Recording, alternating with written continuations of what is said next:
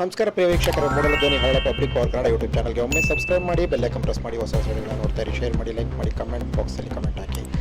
ಗಡಿನಾಡ ಅಭಿವೃದ್ಧಿ ಪ್ರಾಧಿಕಾರ, ಬೆಂಗಳೂರು, ಕರ್ನಾಟಕ ಸರ್ಕಾರ ಹಾಗೂ ಚಾಮರಾಜನಗರ ಜಿಲ್ಲಾ ಕನ್ನಡ ಸಂಸ್ಕೃತಿ ಇಲಾಖೆ ಮತ್ತು ರಂಗಜೀವಿಗೆ ಚಾಮರಾಜನಗರ ಸೇರಿದಂತೆ ಕುಣಜೂರು ಗ್ರಾಮ ಪಂಚಾಯಿತಿ ಇವರೆಲ್ಲರ ಸಂಯುಕ್ತ ಆಶ್ರಯದಲ್ಲಿ ನಡೆದಂತಹ ಗಡಿನಾಡ ಉತ್ಸವ ಚಾಮರಾಜನಗರ ಮತ್ತು ತಮಿಳುನಾಡಿನ ಗಡಿ ಭಾಗದಲ್ಲಿರುವಂತಹ ಮೂಕನಪಾಡಿ ಸಾಹಿತಿ ಶಂಕನಪುರ ಮಹಾದೇವರವರು ಈ ಕಾರ್ಯಕ್ರಮವನ್ನು ಗಡಿನಾಡ ಉತ್ಸವವನ್ನು ಮೂಕನಪಾಡಿನಲ್ಲಿ ಉದ್ಘಾಟನೆ ಮಾಡಿದರು.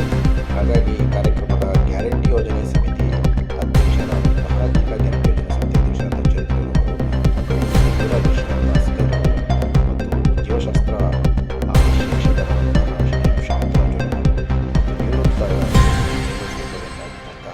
ಸುಂದರ್ ನಾಯ್ಕರವರು, ಕುಮಾರ್ ನಾಯ್ಕರವರು ಸೇರಿದಂತೆ ಮತ್ತು ಇಲ್ಲಿನ ನಟರಾಜು, ರಂಗದೇವಿಗೆ ನಟರಾಜು, ನರಸಿಂಹಮೂರ್ತಿ, ಶ್ರೀನಿವಾಸ್ ಗೌಡ, ಇನ್ನೂ ಅನೇಕ ಹಿರಿಯರು, ಸಾಧಕರು ಮತ್ತು ಕನ್ನಡ ಅಭಿಮಾನಿಗಳು, ಕನ್ನಡ ಹೋರಾಟಗಾರರು ಮತ್ತು ಕನ್ನಡ ಗಾಯಕರುಗಳು, ಸುರೇಶ್ ಋಗ್ವೇದಿಯವರು ಸೇರಿದಂತೆ ಇನ್ನೂ ಅನೇಕ ಈ ಸ್ಥಳೀಯ ಮುಖಂಡರುಗಳು, ಸ್ಥಳೀಯ ಯಜಮಾನರುಗಳು ಮತ್ತು ಮಹಿಳಾ ಸಂಘದವರು ಮತ್ತು ಇಲ್ಲಿನ ಶಾಲಾ ವಿದ್ಯಾರ್ಥಿಗಳು ಸೇರಿದಂತೆ ಮುಖ್ಯ ಶಿಕ್ಷಕರುಗಳು ಸೇರಿದಂತೆ ಅನೇಕ ಗಣ್ಯರು ಈ ಸಂದರ್ಭದಲ್ಲಿ ಭಾಗವಹಿಸಿ ಗಡಿನಾಡ ಉತ್ಸವದ ಯಶಸ್ವಿಗೆ ಶ್ರಮಿಸಿದರು. ಮತ್ತು ಇದೇ ಸಂದರ್ಭದಲ್ಲಿ ಅನೇಕ ಸಾಧಕರನ್ನು ಗುರುತಿಸಿ ಗೌರವ ಸನ್ಮಾನವನ್ನು ಸಹ ಮಾಡಲಾಯಿತು.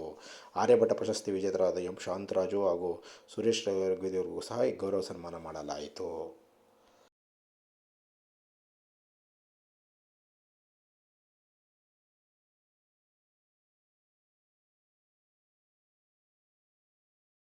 ಸಮಾಜ ಸೇವೆಯಲ್ಲಿ ಕುಮಾರ್ ನಾಯ್ಕ್ ಸೇರಿದಂತೆ ಅನೇಕ ಸಾಧಕರು, ಶ್ರೀನಿವಾಸ್ ಗೌಡ ಕನ್ನಡ ಪರ ಹೋರಾಟಗಾರರಾದಂತಹ ಅತ್ಯಂತ ಕನ್ನಡ ಪರ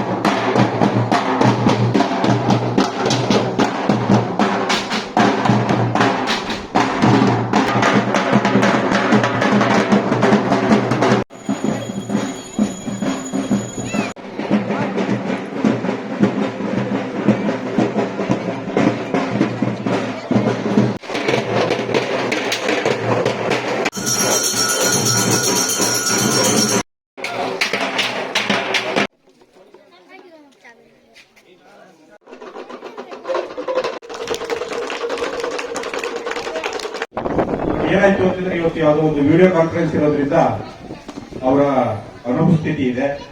ಅದು ಕೂಡ ಈ ಕಾರ್ಯಕ್ರಮಕ್ಕೆ ನಾನು ಅವರಿಗೆ ಹೃದಯಪೂರ್ವಕವಾಗಿ ಇಡೀ ಪ್ರದೇಶದಲ್ಲಿ, ಅದರಲ್ಲೂ ನಾವು ಮಾಸದ ನೆನಪು ನಮಗೊಂದಿದೆ. ಮೊನ್ನೆ ಇನ್ನು 4 ತಿಂಗಳು ತುಂಬಿಲ್ಲ, ಸುಮಾರು ಒಂದು 6,000ದಷ್ಟು ಜನವನ್ನ ನಾವು ಒಂದು ಕಡೆ ಸೇರಿದ್ವಿ. ಇದರಲ್ಲಿ ಇಲ್ಲಿರುವಂತ ಎಲ್ಲರೂ ಇದ್ರು. ಮುಖತ್ಪಾಳ್ಯ, ಕೋಳಿಪಾಳ್ಯ, ಹಿರೇನ್ಪುರ ಗ್ರಾಮದ ಎಲ್ಲರೂ ಜನ ಇದ್ರು. ಅವತ್ತು ಎಂಥ ಅದ್ಭುತವಾದ ಕಾರ್ಯಕ್ರಮ ಅಂತಂದ್ರೆ, ಹನೂರಿನ ಇತಿಹಾಸದಲ್ಲಿ ಅಷ್ಟು ಜನವನ್ನು ಸೇರಿಸಿ ಅದು ಸಾಂಸ್ಕೃತಿಕ ಕಾರ್ಯಕ್ರಮವನ್ನು ಮೆರವಣಿಗೆ ಮೂಲಕ ಮಾಡಿದ್ದು ಪ್ರಥಮ ಹೆಗ್ಗಳಿಕೆ ನಮ್ಮ ಬಂಜಾರ ಸಮುದಾಯಕ್ಕಿದೆ. ಅಂತ ಒಂದು ಉತ್ತಮವಾದ ಕಾರ್ಯಕ್ರಮವನ್ನು ನಾವು ನಡೆಸ್ಕೊಟ್ವಿ 4 ತಿಂಗಳ ಹಿಂದೆ. ಅದು ಹೇಗೆ ಅಂತಂದ್ರೆ, ಬೆಳಿಗ್ಗೆ 9 ಗಂಟೆಯಿಂದ ಸ್ಟಾರ್ಟ್ ಆಗಿದ್ದು ಸಂಜೆ 5 ಗಂಟೆವರೆಗೆ ಜನ ಒಂಚೂರು ಕರಗಿಲ್ಲ, ಆ ಕಡೆ ಈ ಕಡೆ ಎಲ್ಲೂ ಹೋಗಲಿಲ್ಲ. ಬೆಳಗಿಂದ ಸಂಜೆವರೆಗಿದ್ರು. ಹಾಗೆ ನಮ್ಮ ಭಾಗದ ಮಾನ್ಯ ಶಾಸಕರು ಕೂಡ ಅಷ್ಟೇ, ಬೆಳಿಗ್ಗೆ ಬಂದವರು ಸಂಜೆವರೆಗೆ ಕಾರ್ಯಕ್ರಮ ಬಿಟ್ಟು ಅಲಗಾಡ್ಲಿಲ್ಲ. ಅವ್ರು ಮಾತಾಡೋಕ್ಕೂ ನಾವು ಕೊಡ್ಲಿಲ್ಲ. ಬೇಗ ಮಾತಾಡ್ಬಿಟ್ಟು ಹೊಡ್ಕೊಡ್ತಾರೆ ಅಂತ ಅಂದ್ಬಿಟ್ಟು, ಯಾವಾಗ ಕೊಟ್ಟರೆ ಅವ್ರು ಮಾತಾಡಕ್ಕೆ ಅಂತಂದ್ರೆ, ಊಟ ಆದ ನಂತರ 3 ಗಂಟೆಗೆ ನಿಮ್ ಜನ ಎಲ್ಲ ಹೊಟ್ಟೋಗ್ತಾರೆ, ನೀವು ಸುಮ್ಮನೆ ಇದು ಕಾರ್ಯಕ್ರಮ ನನಗೆ ತೋರ್ಸಕ್ ಮಾಡಿದ್ದೀರಿ ಅಂತಂದ್ರು. ಇಲ್ಲ ಅಂತ ಅವರು ಮಾತಾಡ್ತಿದ್ರು. ಅದಕ್ಕೆ ಮೊದಲು ಬಂದಂತ ಬೇರೆ ಬೇರೆ ಅತಿಥಿಗಳು ಮಾತ್ರ ಮಾತಾಡೋದು. ಅಷ್ಟು ಅದ್ಭುತವಾದ ಕಾರ್ಯಕ್ರಮವನ್ನು ನಾವು ಮಾಡಿದ್ವಿ. ಅದು ನಮಗೆ ತುಂಬಾ ಸಂತೋಷ ಇದೆ. ಹಾಗೆ ಆ ಕಾರ್ಯಕ್ರಮವನ್ನ ನಾವು ರೂಪಣೆ ಮಾಡಬೇಕಾದ್ರೆ ನಮ್ಮ ಶಾಲೆಯ ರಘುಕುಮಾರ್ ಅವರು ಇದ್ರು. ನಾನು ಒಂದ್ಸಲ ಬಂದು ಇದೇ ವೇದಿಕೆಯಲ್ಲಿ ಮಾತಾಡಿ ಹೋಗಿದ್ದೆ. ಏನಂತ, ಈ ರೀತಿ ನಾವು ಇಂಥ ದಿನ ಕಾರ್ಯಕ್ರಮ ಮಾಡ್ತಾ ಇದ್ದೀವಿ, ನೀವು ಯಾರೂ ತಪ್ಪದೆ ಪ್ರತಿಯೊಬ್ರು ಮನೆಯಿಂದ ಬರಲೇಬೇಕು, ಪ್ರತಿಯೊಂದು ಮನೆಯಿಂದ ಗಂಡ ಹೆಂಡತಿ ಮಕ್ಕಳು ಎಲ್ಲರೂ ಬರಬೇಕು ಅಂತ ಅದೇ ರೀತಿ ಮಾತಂತ ನಡ್ಕೊಂಡ್ರೆ ಮಾಡ್ತಾ ಇದ್ದಾರೆ. ತುಂಬಾ ಖುಷಿ. ಯಾಕೆಂದ್ರೆ ಇಂಥ ಬಿಡಿ ನಾಡಿನಲ್ಲಿ ಮಾಡಿದಾಗ ನಮ್ಮ ಸಂಸ್ಕೃತಿ ಏನಿದೆ, ಈಗ ಮಹದೇವ ಶಂಕರ್ಪುರ ಅವರು ಕೆಲವು ವಿಚಾರಗಳನ್ನ ನಿಮಗೆ ಮಾತಾಡೋದು ನಿಮ್ಮೆದುರಿಗೆ, ಈ ಸಹಪತಿ ಭೋಜನ ಮತ್ತೆ ಇದು ಬೇರೆ ಬೇರೆ ಸಿದ್ದಪ್ಪಾಜಿ ಆಗ್ಬೋದು, ಮಲೈ ಮಹದೇಶ್ವರ ಆಗ್ಬೋದು, ಅವ್ರ ಚರಿತ್ರೆಗಳನ್ನ ಅವ್ರಿಗೆ ಟೈಮ್ ಕೊಟ್ಟರೆ ಇನ್ನೂ ತುಂಬಾ ಮಾತಾಡ್ತಾರೆ.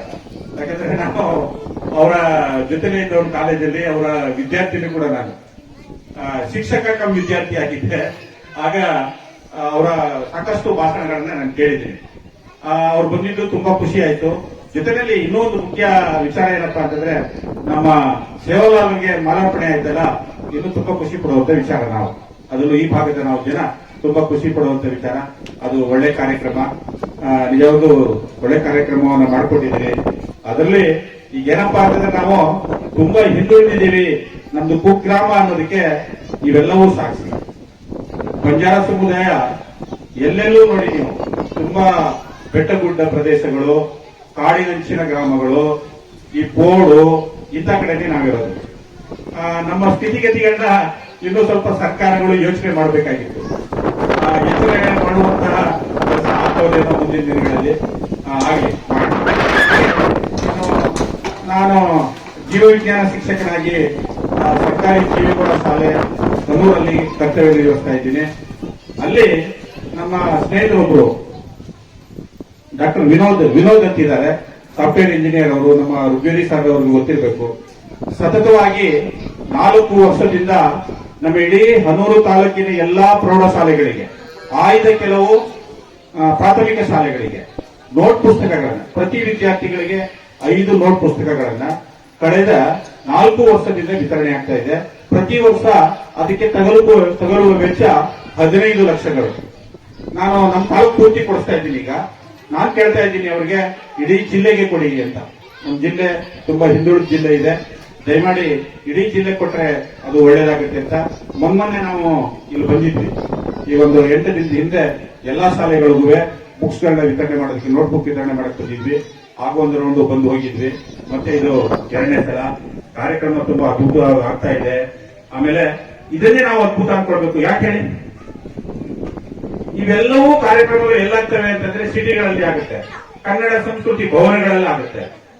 ಯಾಕಂದ್ರೆ ಅವ್ರಿಗೆಲ್ಲಾ ಸೌಲಭ್ಯಗಳು ಸಿಗುತ್ತೆ ಅಲ್ಲಿ. ಆದ್ರೆ ಇಂಥ ಕುಗ್ರಾಮಗಳಲ್ಲಿ ಈಗ ನೋಡಿ, ಕರೆಂಟೇ ಇರಲ್ಲ, ಒಂದೊಂದ್ಸಲ ಕರೆಂಟ್ ಇರಲ್ಲ. ಮತ್ತೆ ಕೆಲವು ಎಕ್ವಿಪ್ಮೆಂಟ್ಸ್ಗಳು ಈಗ ಕೆಲವೆಲ್ಲ ಸಿಗಲ್ಲ. ಇಲ್ಲಿ ಅರ್ಜೆಂಟ್ ಬೇಕು ಅಂತಂದ್ರೆ ಚಾಮರಾಜನಗರಕ್ಕೆ ಹೋಗ್ಬೇಕು. ಅಂತದ್ರಲ್ಲೂ ಇದನ್ನೆಲ್ಲ ಸರಿ ಮಾಡ್ಕೊಂಡು ಮಾಡ್ತಾ ಇದ್ದಾರೆ ಅಂತಂದ್ರೆ ತುಂಬಾ ಚೆನ್ನಾಗಿದೆ. ಆಮೇಲೆ ಕೆಲವು ಪ್ರಶಸ್ತಿ ಪುರಸ್ಕೃತರನ್ನ ಗುರುತಿಸಿದ್ದಾರೆ. ಅದು ಒಳ್ಳೆ ಕಾರ್ಯಕ್ರಮ. ಯಾಕೆ ಅಂತಂದ್ರೆ ಇಲ್ಲಿ ಗುರುತಿಸಿರುವಂತಹ ವ್ಯಕ್ತಿಗಳನ್ನ ನೋಡಿದಾಗ ನೋಡಿ, ಶ್ರೀನಿವಾಸ್ ಗೌಡ ಇವರು ಗಡಿನಾಡ ವೀರ ಕನ್ನಡಿಗ ಪ್ರಶಸ್ತಿ, ಇವರು ಕನ್ನಡ ಪರ ಹೋರಾಟಗಾರರಿದ್ದಾರೆ, ಅವ್ರು ಕೊಡಲೇಬೇಕು. ಹಾಗೆ ನಮ್ಮ ನರಸಿಂಹಮೂರ್ತಿ ಅವರಿಗೆ ಅಮೆರಿಕದವರು ಗುರುಸಿ ಅಕ್ಕನ ಸಮ್ಮೇಳನದವರು ಗುರುಸ್ಕೊಡ್ತಾರೆ ಅಂತಂದ್ಮೇಲೆ ನಮ್ಮ ಜಿಲ್ಲೆಯವರು ಗುರುಸ್ಕೊಡ್ಬೇಕು. ಅದು ಆಗಬೇಕಾಗಿರೋದು. ಹಾಗೆ ನಮ್ಮ ಕುಮಾರ್ ನಾಯ್ಕರವರು, ಇವರು ಕೂಡ ಅಷ್ಟೇ ಅನೇಕ ಕೆಲಸ ಕಾರ್ಯಗಳನ್ನ ಮಾಡ್ತಾರೆ. ಬರೀ ಇಲ್ಲಿಗೆ ಸೀಮಿತವಾಗಿಲ್ಲ. ಅವರು ಕೊಳ್ಳೇಗಾಲ ಹನೂರು ಭಾಗದಲ್ಲಿ ಏನಾದ್ರೂ ಕೆಲಸ ಇದೆಯಾ ನೋಡಿ, ಅಲ್ಲಿ ಒಂಚೂರು ಅಸೋಸಿಯೇಟ್ ಆಫೀಸರ್ಗೆ ಹೇಳಿ, ಡಿಡಿಪಿ ಅವ್ರಿಗೆ ಹೇಳಿ, ಇನ್ನೊಬ್ಬ ಅಧಿಕಾರಿಗೆ ಹೇಳಿ ಅಂತಂದ್ರೆ ಅವ್ರು ಕೆಲಸ ಮಾಡ್ತಾರೆ. ಹಾಗಾಗಿ ಅವರ ಸಮಾಜ ಸೇವಾ ಪ್ರಶಸ್ತಿಗೆ ಆಯ್ಕೆ ಮಾಡಿದ್ದಾರೆ, ಒಳ್ಳೆಯ ವಿಚಾರ. ಹಾಗೆ ರಾಮಣ್ಣವರು, ಶ್ರೀನಿವಾಸ ಮೂರ್ತಿರವರು, ಮಾಲಿನ್ ಸ್ವಾಮಿರವರು, ಪುಟ್ಟಬಸಮ್ಮರವರು, ಸೋಮನೆ ಇವರೆಲ್ಲ ಗುರುಸಿ ನೀವು ಕೊಡ್ತಾ ಇರೋದು ನಿಜವಾಗ್ಲೂ ಒಳ್ಳೆಯ ಬೆಳವಣಿಗೆ. ಯಾಕಂದ್ರೆ ಆ ಕಲಾವಿದರಿಗೆ ಪ್ರೋತ್ಸಾಹ ಕೊಟ್ಟಾಗ ಮಾತ್ರ ಅದು ಬೆಳೆಯೋದಕ್ಕೆ, ಸಂಸ್ಕೃತಿ ಬೆಳೆಯೋದಕ್ಕೆ ಸಾಧ್ಯ. ಇದನ್ನೆಲ್ಲ ಮಾಡ್ತಾ ಇರೋದು ನಿಜವಾಗ್ಲೂ ಸಂತೋಷ ತರುವಂತ ವಿಚಾರ. ಇಷ್ಟು ಮಾತನಾಡಲು ಅವಕಾಶ ಮಾಡಿಕೊಟ್ಟಂತ ನಿಮ್ಮೆಲ್ಲರಿಗೂ ವಂದಿಸಿ ಈ ಕಾರ್ಯಕ್ರಮ ಯಶಸ್ವಿಯಾಗಲಿ ಅಂತ ಹೇಳ್ತಾ ನನ್ನ ಮಾತನ್ನ ಮುಗಿಸ್ತೇನೆ.